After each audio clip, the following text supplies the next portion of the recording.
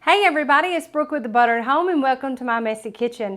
Today we're going to be sharing with you one of our favorite healthy swaps. Today we're going to be showing you how we make a healthier breadcrumb by using cauliflower.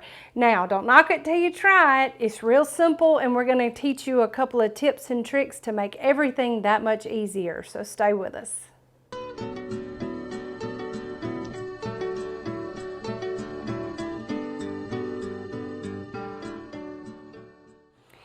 Okay, so our ingredients could not be any easier. We have one probably medium head of fresh cauliflower. These are available year-round, so this is a really good substitute. And really it's just salt and pepper.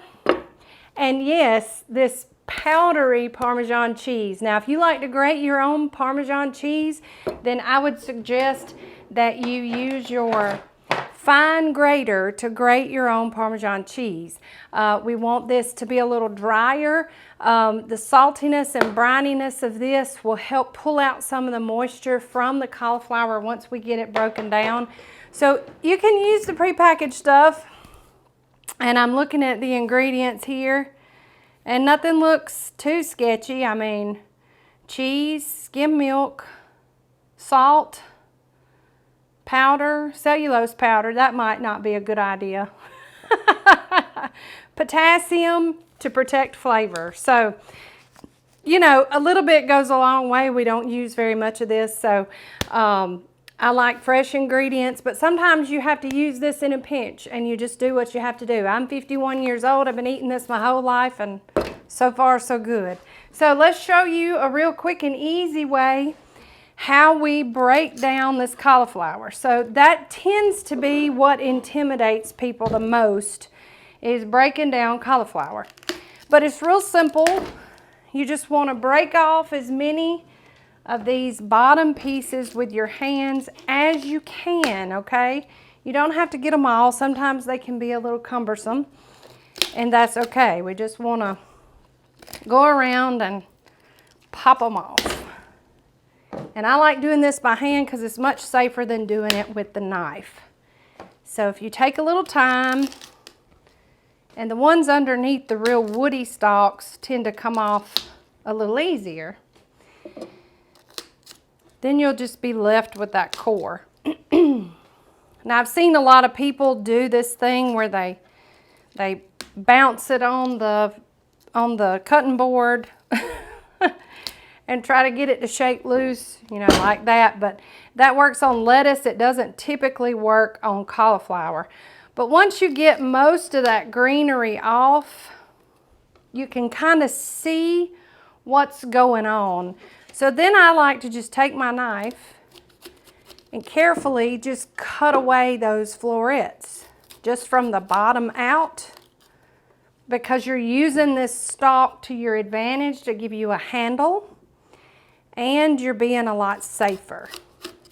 So once you get down, you can cut a lot easier and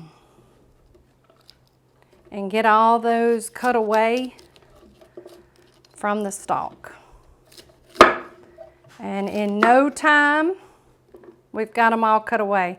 Now this, I would save this because you can put this in your stock pot and with chicken bones or beef bones, and adds a ton of flavor to the like any kind of broth you're making.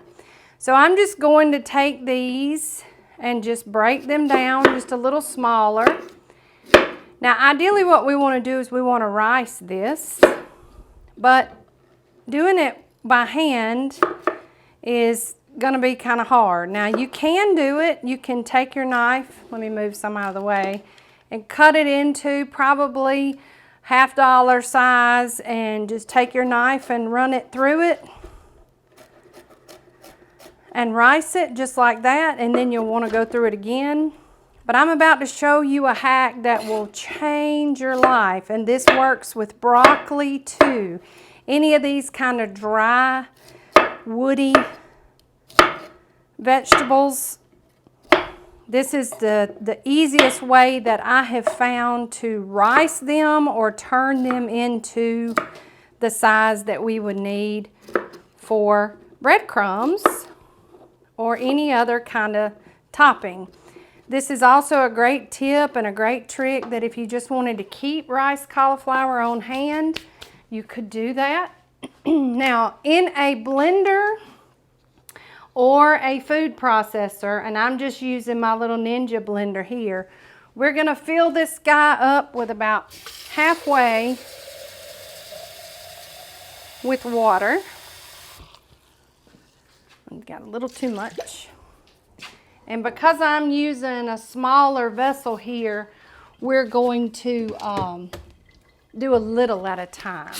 Let me just finish getting set up over here at my sink because we're going to need a colander.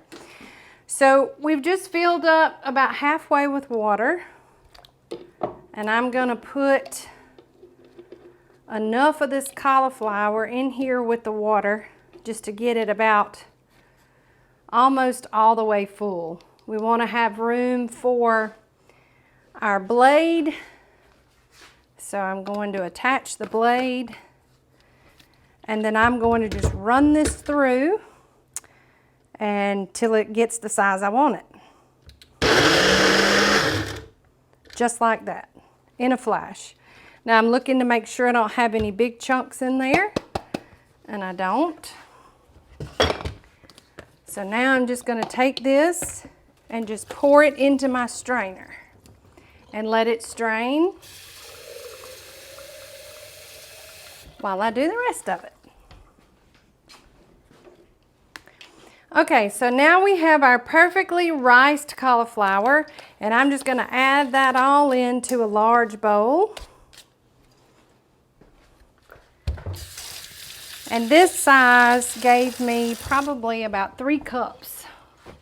3 cups of riced cauliflower. Now I have a large sheet pan that I have fitted with parchment paper, and we are going to just spray it really well with cooking spray. Now to the cauliflower, we're going to add in about a full teaspoon of salt, because here is your chance to season your cauliflower, and then probably another whole teaspoon of pepper. Now we're going to add in a half a cup of grated Parmesan cheese. And like I said, this adds flavor all on its own without having to do too much fancy. We want to use these breadcrumbs over dishes that already have a ton of flavor. So the cheese just adds a little flavor, and it kind of gets dry. It will help pull that excess moisture out of the cauliflower, and it will allow it to brown a little quicker. Now over here on my sheet pan, let me move some things out of the way. We're going to just dump our cauliflower.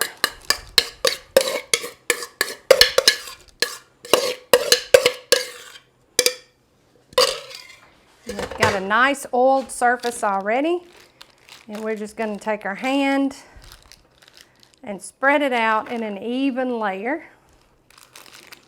on our parchment.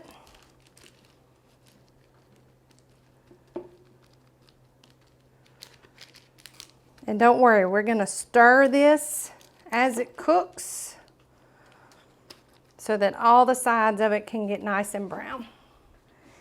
Now I like to just spray the tops just a little bit more, but you don't have to. There's enough oil on the bottom of that pan that we actually will get enough to get them nice and roasted.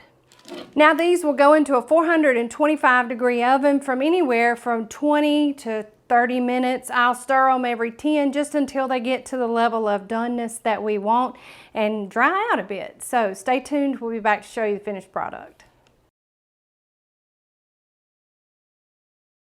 Okay, everybody, we're back. We finished about a 30-minute cook time on these guys. I stirred them every 10 minutes just until they started to brown and crisp up a bit.